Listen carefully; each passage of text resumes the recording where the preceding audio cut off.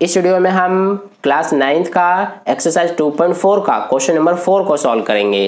तो देखिए dear students, question number 4 में हमें कहा गया है कि फैक्टराइज करने के लिए, यानी कि इस क्वेश्चन में हमें टोटल 4 पॉलिनोमियल्स दिए गए हैं, हमें इन सभी के फैक्टर करने हैं। ठीक है, तो चलिए सबसे पहले हम फर्स्ट पार्ट को सॉल्व करते हैं।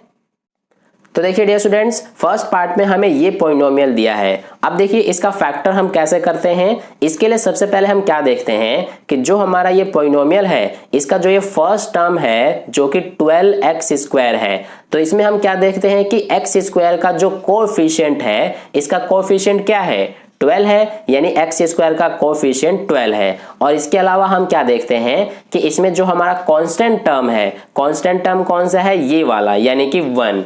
तो इन दोनों का हम क्या करते हैं, मल्टीप्लाई। तो देखिए दोनों का मल्टीप्लाई करेंगे तो 12 ही आएगा। ठीक है, अब इसके बाद हम क्या करते हैं कि जो हमारा ये मल्टीप्लाई करने पर 12 आ रहा है, इसके अब हम प्राइम फैक्टर फाइंड आउट करेंगे। ठीक है, तो यहाँ पर हम 12 के प्राइम फैक्टर कैसे फाइंड आउट करते हैं, आपको बहुत अच्छे से आता होगा। तो ये यहाँ पर हम इस तरह से इसके प्राइम फैक्टर कर लेंगे। ठीक है, अब देखिए इसके प्राइम फैक्टर क्या क्या है, 2, 2 एंड 3 ये हैं। तो अब यहाँ पर ध्यान दीजिए, हमें इनमें से ऐसे नंबर सिलेक्ट करने हैं जिससे कि मल्टीप्लाई करने पर हमारा ये आना चाहिए, यानी कि 12 आना चाहिए, और प्लस या माइनस करने पर ये बीच वाला टर्म आना चाहिए, यानी कि -7x। इसमें हम सिर्फ ये कोएफिशिएंट लेंगे -7, यानी कि प्लस या माइनस करने पर -7 आना चाहिए और मल्टीप्लाई करने पर ये 12 आना चाहिए। तो देखिए वो दो नंबर्स कौन कौन से होंगे, ये हमारा 2 × 2, 2 2 जा 4 हो गया,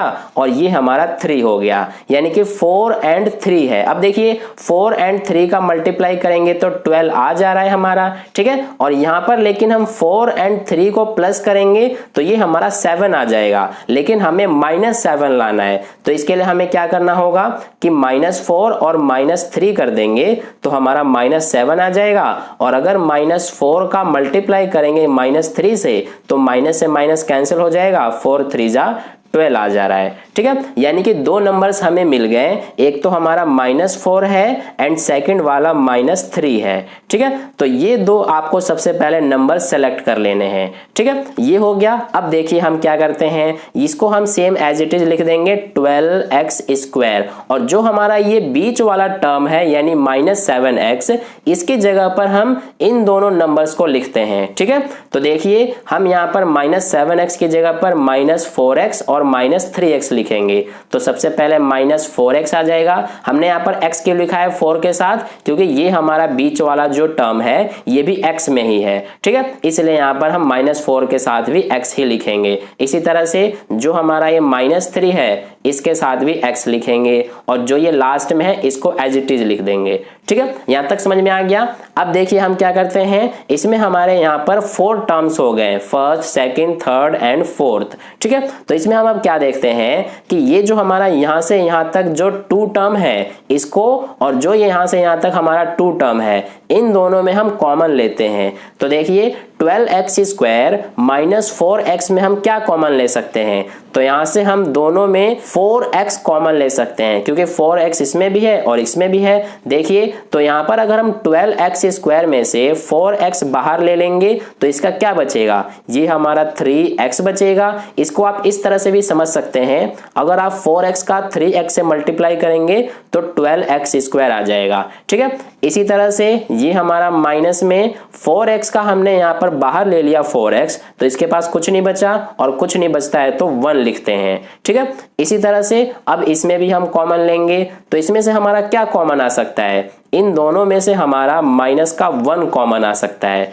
ठीक है, तो जब हम इसमें से -1 बाहर ले लेंगे यानी कि कॉमन ले लेंगे तो इसका क्या बचेगा, 3x। ठीक है, देखिए इसको भी आप इस तरह से समझ सकते हैं, -1 का जब 3x से मल्टीप्लाई करेंगे तो -3x ही आएगा। ठीक है, इसी तरह से हमने +1 में से -1 कॉमन ले लिया तो ये -1 बच जाएगा, क्योंकि देखिए -1 × -1 +1 आ जाएगा, है ना। तो इस तरह से ये हो गया। अब इसको हम मिटा देते हैं, ये मैंने आपको समझाने के लिए लिखा था, ये आपको नहीं लिखना है। ठीक है, अब यहाँ पर हम क्या करेंगे, देखिए एक बात आपको ध्यान रखना है, जो ये हमारे ब्रैकेट में आए हैं ये दोनों सेम होनी चाहिए। यहाँ पर भी हमारा 3x माइनस 1 है, इसमें भी 3x माइनस 1 है। ये अगर सेम सेम आ रहा है यानी कि आपने बिल्कुल करेक्ट किया है, नहीं तो अगर ये दोनों अलग अलग डिफरेंट हैं तो फिर आपने कहीं पे मिस्टेक की हुई है। ठीक है, तो ये हमारे ब्रैकेट में दोनों सेम आने चाहिए। तो ये दोनों सेम सेम है तो इनको हम क्या करते हैं कि एक बार लिख देते हैं 3x माइनस 1, यानी दोनों ब्रैकेट्स में जो होते हैं उनको हम एक बार लिखते हैं और जो ब्रैकेट के बाहर होता है उसको एक बार लिखते हैं, यानी 4x और ये माइनस का 1। ठीक है, तो ये आ गया हमारा 3x माइनस 1 फर्स्ट वाला factor and second factor 4x minus 1।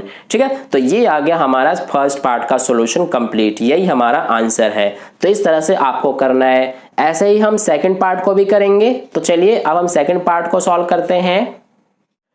तो देखिए डियर स्टूडेंट्स, सेकंड पार्ट में हमें ये पॉलिनोमियल दिया है। ठीक है, इसको भी हम वैसे ही सॉल्व करेंगे जैसा हम फर्स्ट पार्ट में किए थे। ठीक है, तो देखिए सबसे पहले हम क्या करते हैं, जो इसमें हमारा फर्स्ट टर्म है यानी कि ये जो 2x स्क्वायर है, इसमें x स्क्वायर का कोएफिशिएंट देखेंगे।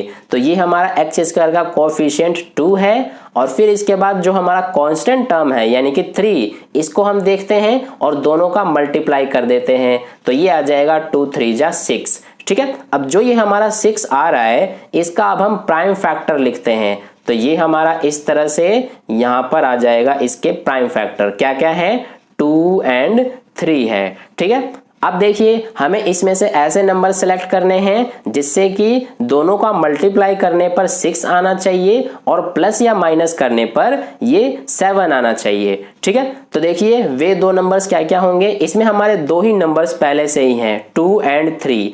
अब देखिए इसमें हमारे 2 और 3 है, तो जब हम इन दोनों का मल्टीप्लाई करेंगे तो ये तो हमारा 6 आ जाएगा, लेकिन जब इसका हम 2 और 3 का प्लस या माइनस करेंगे तो हमारा ये 7 नहीं आएगा। तो इसके लिए हम क्या कर सकते हैं, ये जो हमारा 6 का प्राइम फैक्टर आया है इसमें ये 1 भी तो है ना, तो यहाँ पर हम 1 भी तो लिख सकते हैं। ठीक है, तो ये हमारे प्राइम फैक्टर्स हैं इस 6 के। देखिए इसको आप इस तरह से भी समझ सकते हैं, जब आप 2 3 और 1 का मल्टीप्लाई करेंगे तो ये आपका 6 ही आएगा। देखिए कैसे, यहाँ पर आप मल्टीप्लाई करके चेक कर सकते हैं, 2 3 जा 6, 6 1 जा 6। ठीक है, तो ये 1 लिख देने से इसके वैल्यू में कोई फर्क नहीं पड़ेगा। तो यहाँ पर हमारे 3 प्राइम फैक्टर्स हो गए, 2 3 और 1। ठीक है, अब देखिए यहाँ पर हमारा क्या क्या नंबर हो जाएगा, एक तो हमारा ये हो जाएगा 2 3 जा 6 एंड सेकंड वाला ये 1 हो गया। तो देखिए 6 और 1 का जब मल्टीप्लाई कर देंगे तो 6 ही आएगा, यानी कि ये हमारा 6 आ रहा है। अब दोनों को अगर हम प्लस कर देते हैं तो हमारा 7 भी आ जाएगा, यानी कि ये 7 भी आ रहा है। तो दो नंबर्स हमें मिल गए, कौन कौन से हैं, 6 और 1 है। ठीक है, तो अब हम क्या करेंगे, इस 7x की जगह पर इन दो नंबर्स को लिखेंगे। तो सबसे पहले हम इस फर्स्ट टर्म को एज इट इज लिख देते हैं और इसकी जगह पर इन दोनों नंबर्स को लिखेंगे, यानी कि प्लस का 6x, x क्यों लिखा है, क्योंकि ये हमारा 7 भी x में ही है इसलिए। इसके बाद प्लस में हमारा ये 1 है तो ये हमारा हो जाएगा x। x का मतलब क्या होता है, 1x ही होता है, इसलिए हम इसको लिखेंगे प्लस में इसको 3 को एज इट इज। ठीक है, अब इसको हम यहाँ पर मिटा देते हैं। अब देखिए आगे कैसे सॉल्व करते हैं। सबसे पहले ये हम जो हमारा ये 2 टर्म्स है इसमें से कॉमन लेंगे और इस 2 टर्म्स में से कॉमन लेंगे। ठीक है, तो देखिए यहाँ पर 2x स्क्वायर प्लस 6x में से क्या कॉमन आ सकता है, तो ये यहाँ पर हमारा 2x स्क्वायर प्लस 6x में से 2x कॉमन आ जाएगा। ठीक है, तो देखिए 2x स्क्वायर में से 2x बाहर आ गया तो इसका क्या बचेगा, x बचेगा। इसको आप इस तरह से भी चेक कर सकते हैं, 2x को x से मल्टीप्लाई करने पर हमारा यही आ जाएगा।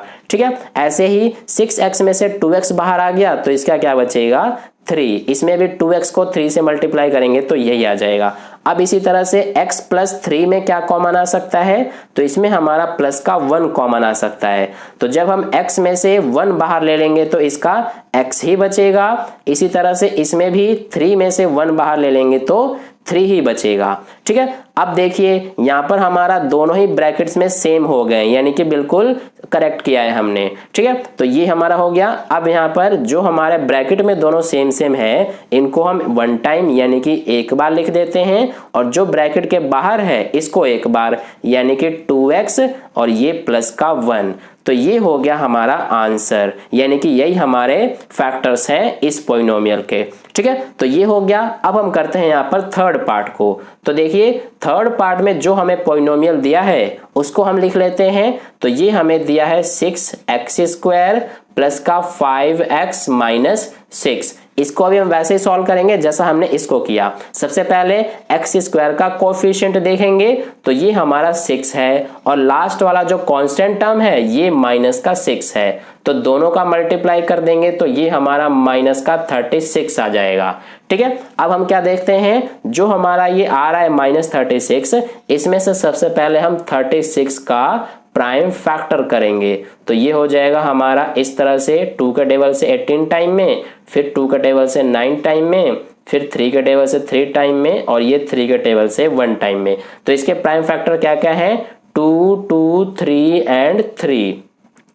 अब हमें इनमें से ऐसे नंबर सिलेक्ट करने हैं जिनका अगर हम मल्टीप्लाई करें तो माइनस 36 आ जाए और प्लस या माइनस करने पर ये प्लस का 5 आ जाए। तो देखिए ये हमारा 2 2 जा 4 हो गया और ये 3 3 जा 9।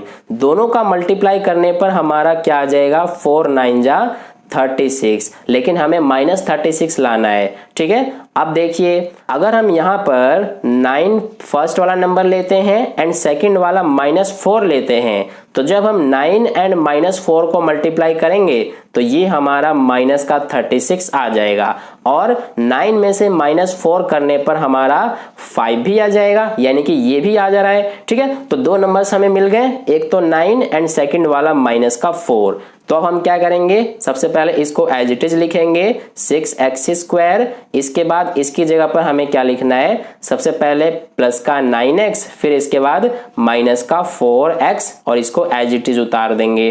ठीक है, अब इसको आगे सॉल्व कर लेते हैं। देखिए सबसे पहले हमें इन दोनों टर्म्स में से कॉमन लेना है। तो 6x² प्लस 9x में से क्या कॉमन आ सकता है, तो इसमें से हमारा 3x कॉमन आ सकता है। तो जब 6x² में से 3x बाहर आ गया तो इसका क्या बचेगा, ये बचेगा 2x, क्योंकि 3x का 2x से मल्टीप्लाई कर देंगे तो यही आ जाएगा वापस से। फिर इसके बाद प्लस में 9x में से 3x बाहर आ गया तो इसका क्या बचेगा, 3 बचेगा। ऐसे ही -4x -6 में से क्या कॉमन आ सकता है, माइनस का 2। तो जब इसमें से -2 बाहर आ गया तो इसका क्या बचेगा, 2x। इसके बाद -6 में से -2 बाहर आ गया तो ये प्लस का 3 बचेगा, क्योंकि -2 का प्लस का 3 से मल्टीप्लाई करेंगे तो माइनस का 6 हो जाएगा। अब देखिए यहाँ पर हमारे ब्रैकेट्स में दोनों सेम है, यानी कि हमने बिल्कुल करेक्ट किया है ये। तो जो ब्रैकेट में सेम है उसको हम 1 टाइम लिख देते हैं, तो ये हो गया, और जो ब्रैकेट के बाहर है इसको एक बार, तो ये है 3x और ये है माइनस में 2। तो ये हो गया हमारा फैक्टर 2x + 3 और 3x - 2। ठीक है, तो ये हो गया थर्ड पार्ट का सॉल्यूशन। अब चलिए फोर्थ पार्ट को करते हैं। तो dear students, last fourth part में हमें ये पॉलिनोमियल दिया है। तो इसमें सबसे पहले हम x² का कोफिशिएंट लेंगे और लास्ट वाला कांस्टेंट टर्म लेंगे और दोनों को मल्टीप्लाई कर देंगे तो ये माइनस का 12 आ जाएगा। अब हमें सबसे पहले 12 का प्राइम फैक्टर करना है। तो ये हमारा इस तरह से यहाँ पर इसके प्राइम फैक्टर आ गए, क्या क्या है, 2, 2 एंड 3।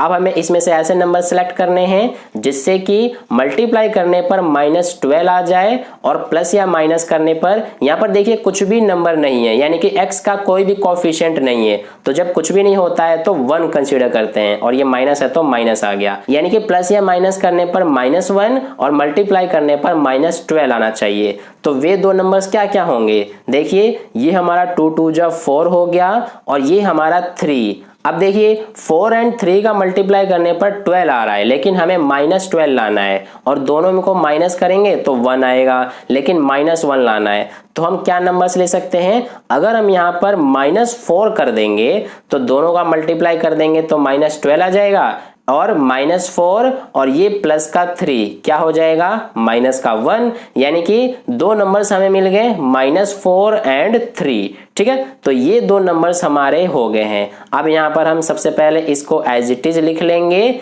और इसकी जगह पर हमें क्या लिखना है, सबसे पहले -4x, इसके बाद प्लस का 3x और ये एज इट इज आ जाएगा। अब यहाँ पर सबसे पहले हमें इन 2 टर्म्स में कॉमन लेना है। तो 3x² माइनस 4x में क्या कॉमन आ सकता है, ये हमारा x आ सकता है। तो इसका जब x बाहर आ गया तो क्या बचेगा 3x, और इसका जब x बाहर आ गया तो 4 बचेगा माइनस का। ठीक है, ऐसे ही इसमें क्या कॉमन आ सकता है, तो इसमें हमारा प्लस का 1 कॉमन आ सकता है। तो इसका जब प्लस का 1 बाहर आ गया तो क्या बचेगा 3x ही बचेगा। ठीक है, और इसमें से जब -4 में से प्लस का 1 बाहर आ गया तो -4 ही बचेगा। ठीक है, देखिए क्योंकि प्लस माइनस माइनस हो गया और 1 × 4 4 हो गया। अब देखिए ब्रैकेट में दोनों सेम सेम है तो इसको हम 1 टाइम यहाँ पर लिख लेते हैं इस तरह से, और जो ब्रैकेट के बाहर है इसको 1 टाइम लिख देते हैं x प्लस में 1। ठीक है, तो ये हो गया हमारा आंसर, यानी कि यही हमारा फैक्टर है इस पॉलिनोमियल का। तो इस तरह से हमारा क्वेश्चन नंबर 4 का सॉल्यूशन कंप्लीट हुआ। आई होप आपको वीडियो अच्छा लगा है। अगर वीडियो अच्छा लगा है तो लाइक कर देना, अपने दोस्तों के साथ शेयर कर देना, और पहली बार वीडियो को देख रहे हैं तो चैनल को सब्सक्राइब करके बगल में जो बेल आइकन आता है उस पर ऑल वाले पे क्लिक कर लेना, ताकि नेक्स्ट वीडियो जैसे अपलोड की जाए उसका नोटिफिकेशन सबसे पहले आपको मिले।